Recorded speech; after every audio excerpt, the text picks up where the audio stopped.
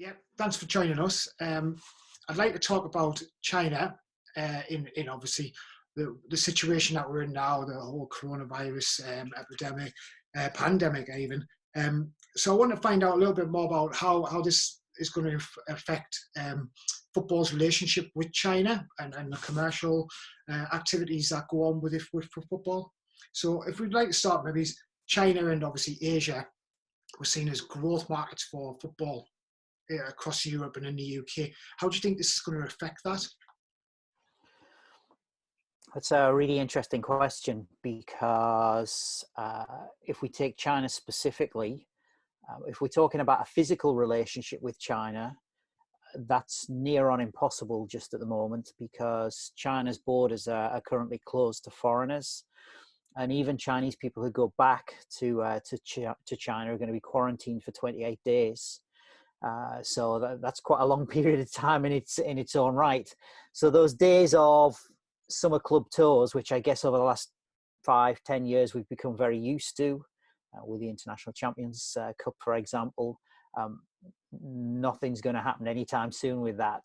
So given that this physical relationship with China is in abeyance, I think certainly from the perspective of clubs, we're therefore looking at a digital relationship.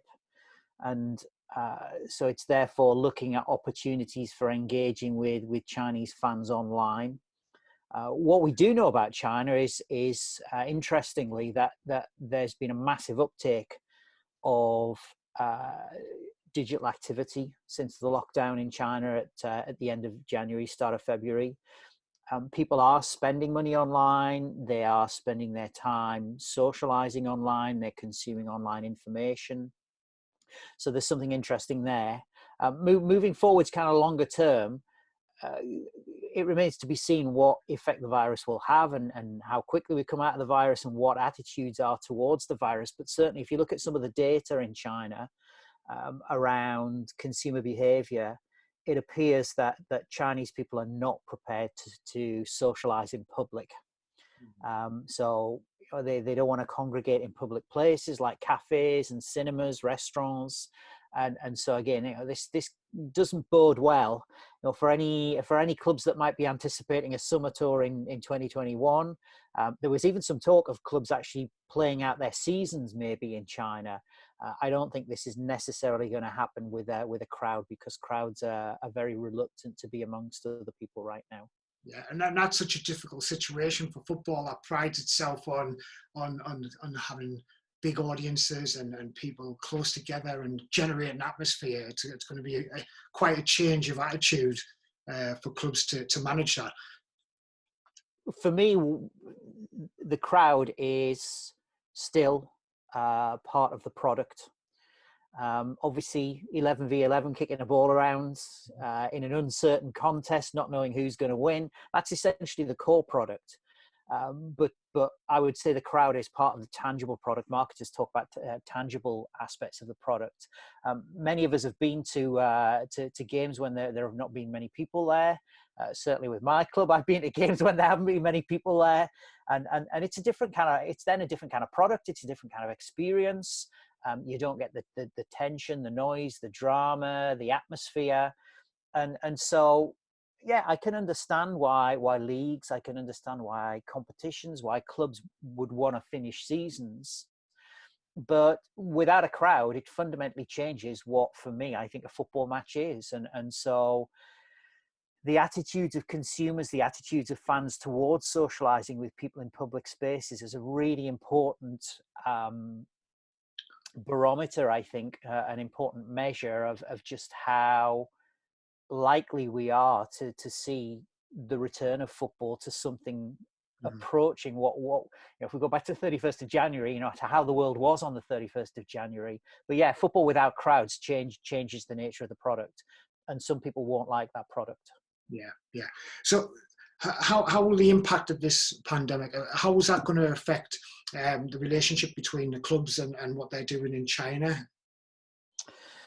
So short to medium term, I think we will see we will have to see a change in the balance of activity from physical to digital. What we know about Chinese consumers right now is they are afraid to be out in public.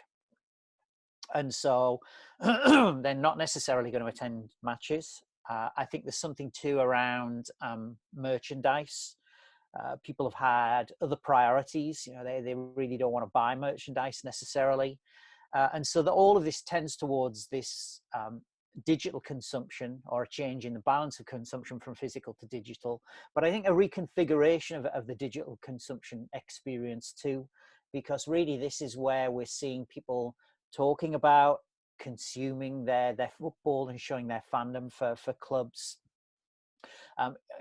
If you think about it, I was in Beijing in the middle of summer a couple of years ago when the International Champions League Cup was there. It was an Arsenal game. There were lots of Chinese fans walking around the center of Beijing in their Arsenal shirts, and so this was a way in which they could display their fandom. You know, clearly that can't now happen. So again, I think what we'll be looking at is different ways, different means of displaying fandom online. And in my eyes, certainly from a European football club perspective, there's a real opportunity there now to establish some kind of strategic advantage in terms of building that digital relationship with fans in China. And for that matter, in Japan, in South Korea, in India, in Malaysia, and elsewhere in the world, is really looking at reinforcing existing ways of digital engagement, but I think also being creative and looking for innovative new ways of building digital engagement. And what about clubs that are currently under Chinese ownership, such as Wolves, Inter Milan in Italy? Do you think there's an opportunity for those clubs to take the lead on what you've just said there and try and build those relationships? One would imagine that for clubs that have Chinese ownership, they have either members of the board or members of management who come from China. Or alternatively, they've got connections to China. So their understanding of the situation, you would imagine, would be better, stronger, and would give them some advantage, some benefit. If you think about Wolves, for example, they have an outlet in Shanghai, in one of the swankiest parts of Shanghai, in a big shopping center. So you would imagine that you know, those senior managers at Wolves presumably would have their finger on the pulse of the mood and of some of the consumption trends, consumption habits that are emerging in China. But that doesn't necessarily always work in that way. There are obviously communications difficulties. There are always issues around trying to interpret what's happening in Shanghai and what that means for you know, kind of the HQ back in the UK. But certainly you would imagine that those with existing connections to China would understand more. There are agencies out there in the world that know the situation. There are smaller, I guess, more boutique type agencies like Mailman, which is based in Shanghai, and I know they've tried to continue functioning throughout the lockdown. Even in China, they were operating from a remote base at certain stages. You've also got the bigger agencies like Nielsen, which have a presence internationally and globally, and they too, I know, are continuing to work with clubs to try and help them understand the situation there. So I think for me, really, it's about not trying to second guess what's going on in China. It's about listening to people who are there, who've recently been there, who have connections there, are working there, and as I say, that could come through having ownership interest or having an office in China, but at the same time working with agencies that have been able to continue functioning throughout the lockdown. Yeah, and there's obviously been a lot of investment from associations and leagues like the Premier League and the Bundesliga. They've all got operations over in Asia and places like Beijing, etc. But in terms of media value and media rights, are media rights going to be affected going forward? Obviously, we're looking to get the games completed for this season, but then going forward, what happens to the leagues going forward? What do you think there's going to be a long-term impact in terms of media values and media sales? My view is it's really difficult to know. I think a lot of people seem to think, well, I get, in my mind, there are four scenarios in general, not just about rights, just in general. I think first scenario that I envisage, and this links to what people are talking about when they refer to a reset moment. We're going to have a reset moment. We're going to go back to a point in the past when it wasn't such a hyper commercialized, financially driven, almost like industrial environment. It's like 1955 or 1966 or 1974. So that's hugely seductive and a hugely appealing proposition to many people, and I think in that scenario we would see rights values fall, because a lot of consumers will not be confident for a whole bunch of reasons. Some of them will have lost their jobs, some of them will have been furloughed, their incomes have been reduced, they've dug into their savings, and so they might see that paying for that monthly subscription is just not a priority. They just can't afford to do that, and that may ultimately come to be reflected in rights values. So we do get a moderation of the markets that we've seen over the last 10 to 20 years. The second scenario that I envisage is we go back to the situation as it was on 31st of January, which is that most of us, or many of us, the situation we've been familiar with over the last 10, 20 years, or maybe 25, 30 years, going back to the inception of the Premier League, is your Sky and your BT package, and you pay your subscription every month, and whilst values have obviously moderated in recent years, nevertheless still a hugely compelling financial proposition, and we just carry on as we had done before, and as the normal that we previously knew. But I think there is a third scenario which I refer to as hypernormalization, where the strongest have survived, and they get bigger and stronger and more powerful.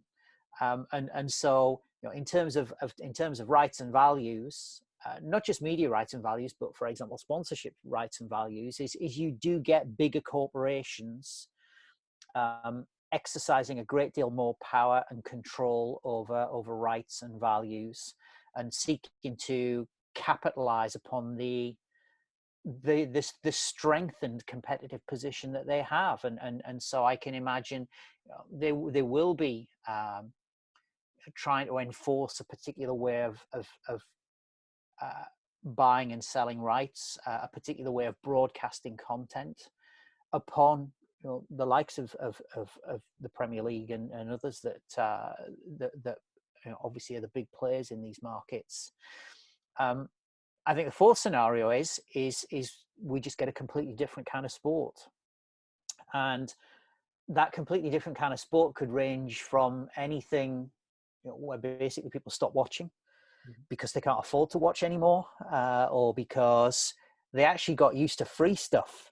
Because of course one of the things that I think about myself watching the Mundial Twitter account. The Mundial Twitter account is free, and it's really great stuff, and it only lasts for 3 minutes. So in my working day, I can watch this and not waste huge amounts of time. But of course, at the same time, you've got things like Lando Norris racing against fans on console games in Formula One. And so I wonder whether, as I said, at the one level, people just stop watching. At another level, people say, well, we do want to continue to watch. We do want to continue engaging with content, but we want different kinds of content. We want free content, or we want content where there's a greater degree of interactivity, or content that really adds to our experience. And that, I think that's a really important point about experience, because as we've said earlier, people may not go back to stadiums. So they certainly immediately, they may not go back to stadiums. So if they're going to pay for a subscription, they're going to pay for digital content, they're going to pay for access to some part of the product, they may want an experience that up until now, the likes of broadcasters and sponsors haven't been providing. And so what am I saying? I'm saying, who knows? Who knows what's going to happen to rights, and who knows what's going to happen to values? I think this will become emergent. I think the situation will change probably more than once. I think it will be probably years rather than weeks and months before the situation settles and become clearer. But I don't think we can assume that we're going to go back to the 31st of January and just carry on as normal as many people might expect that we're going to. Excellent. And that leads me nicely on into kind of the leadership that we've seen from clubs and associations. I want to get your thoughts on, in response to the situation that we're faced, do you think there's been adequate leadership shown from the heads of the associations like UEFA, FIFA, but then down to the Premier League and even the way the clubs are managing how the shutdown has happened? And do you think it's been adequate the way they've handled it, or could there be better things that they could have done? And the first thing to say is that as somebody who sits and observes and thinks about these things, I'm a very fair man. I'm a fair man, and whether it's you're talking about your local amateur team or your local Division 1 team or your local Premier League team or UEFA or FIFA, you got to feel for these people. I know they're paid to do a job and they have to do that job, but you got to feel for these people, because who could have predicted? When we're all sat on the 31st of December getting ready for the New Year celebrations and 2020, who could have imagined that this would have happened? And so this is unprecedented, and no matter how good, how well prepared, how well resourced any of these organizations were or will be again in the future, who could have imagined what has happened? So I think, as a community, we have to be fair to these people and understand that they've faced an unprecedented shock in their operating environment that that many of them have clearly struggled to understand. Now, I think having said all of that, I do try. I'm not just fair. I try to look at things in a balanced way. I think what for me is really striking is are a number of things. One, of course, is how quickly many of them have got into cash flow difficulty, and in essence, they're starved of revenue, but still incurring costs. And that is a big issue, and that is not a COVID-19 issue. That issue is always there, and that issue has been simmering below the surface for years and years and years.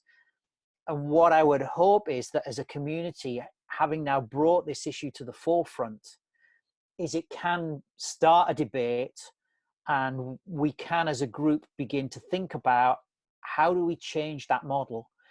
And I think for smaller clubs in particular, but I think for many organizations across football, it's all about the next match day.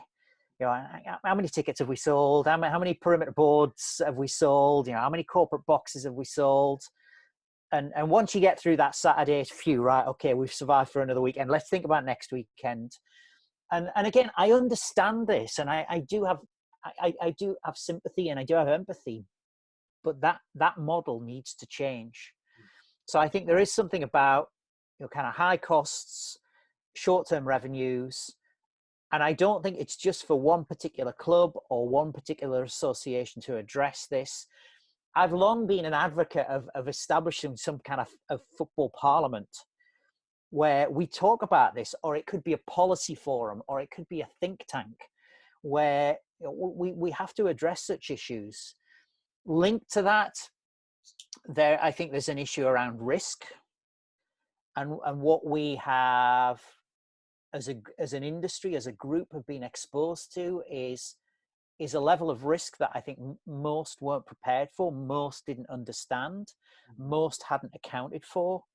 So I think as football moves forward, the way in which it considers risk is really important. And again, I guess the big risk that most clubs are facing: are we going to lose Saturday? That's the big risk. And the next risk is, okay, so we've lost one Saturday. What if we lose next Saturday as well? And what if we get drawn into relegation? And what are the risks of relegation? But we need to think beyond that, and that in turn moves across to another issue, which is the need to think strategically. And my sense in a lot of what people in football do is I think many of them know that they need to think strategically, but they just can't break out of that. They're locked into lots and lots of short terms, and there are relatively few organizations that are thinking long term and strategically. Yeah. And I think that's a really important development that people have got to come to terms with. In terms of thinking strategically, what I'm thinking about is, there are some clubs out there that understand that you need to maximize revenues and minimize costs, and you've got to look towards developing a model that associates with that. Now, I've just gone to work in Lyon, although I'm based in Paris, but I've gone to work in Lyon. You look at what Olympique Lyon does. Olympique Lyon, it knows that it's going to be selling those players every year. It knows, the likes of Ndombele and Benzema going back, and Nabil Fekir and all of these kinds of players. It knows they're going to go. So Lyon's model is scout them early, acquire them young, develop the talents, sell them for a premium fee, and that's their model. And financially and operationally, they're fairly sound. Now, I'm not saying that that's the model that every single club needs to follow, but there's a model, there's a strategy in place. And hopefully what COVID-19 will do amongst not just clubs, but associations, governing bodies, and others, is it will force them to think more carefully about not just short-term tactics, in other words, getting from Saturday to Saturday, but long-term strategy in terms of who they are, what they do, what their position in the market is, what the business model is underpinning their operations, how they respond to risk. Linked to that, all of these issues linked to how you acquire human resources, and that's not just players.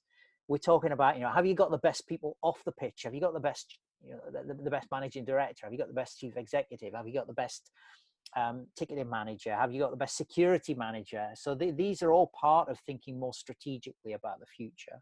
Yeah. Okay. So, and in terms of governance, who takes the lead on this? Does it need to have someone take a lead on this, or should it be left to individual clubs to make these choices? It depends where you want to sit and talk about this. If you want to sit in Spain and talk about it, it seems as though the government is taking a lead. And I noticed last week in New Zealand, you had some fairly high profile and influential senior sports decision makers trying to take a lead on this. Last week, we also saw a statement from the European Union with a group of co-signatories, one of which was UEFA, trying to take a lead on this. If we were to sit in Britain, which is where I'm sat now, nobody's really taken a lead on this. And if we are expecting the government anytime soon to take a lead on this, they won't. Now, in some ways, I'm disappointed and angry about that. In other ways, I'm not. Because this particular government, the Conservative government for the last decade, has taken a very laissez-faire approach to sport policy, and really hasn't taken a particularly prominent or strong or meaningful lead in any aspect of sport. Some people might disagree with me on that, but if you compare what we do in Britain to other countries around the world, our sport policy, as I say, is very hands-off, very laissez-faire. But just as the government needs to step up now in the provision of PPE, and it needs to step up now in terms of having an exit strategy from the virus, I think it needs to step up and take a lead in forging a way ahead, or helping to fashion a way ahead for the sports sector in general, but I think for football. What I'm particularly perturbed about is 3 weeks ago, the government announced that as part of the select committee system, they would be setting up a bunch of working groups, so post-COVID-19 working groups. And so there's one, for example, on the economy, one for the health sector, nothing for sport. And that is a worry. So on that basis, it's you and me, Aaron, and whoever wants to join us. I think really it's going to have to be from people within the industry to say, we're stepping up. and we believe that we have a responsibility to fashion policy and fashion the trajectory of our sector as we come out of COVID-19. And I would hope that people do, and I've tried to do my little bit on Twitter, and by writing and saying certain things, talking to you today. I hope we can all make a contribution, but I don't think it's just for academics who don't work in the front line to talk about this, and I don't think it's just for people like you to talk about this. I think it is chief executives. I think it is people from the media. I think it's for fans and fan groups to make a contribution too. And so, I think there is a need for maybe not a fan parliament or a football parliament or a policy parliament, but certainly there needs to be a policy working group from within football, from within sport, that to coordinates, identify some scenarios for the future, and then really begins to lobby government to assist in making those scenarios happen.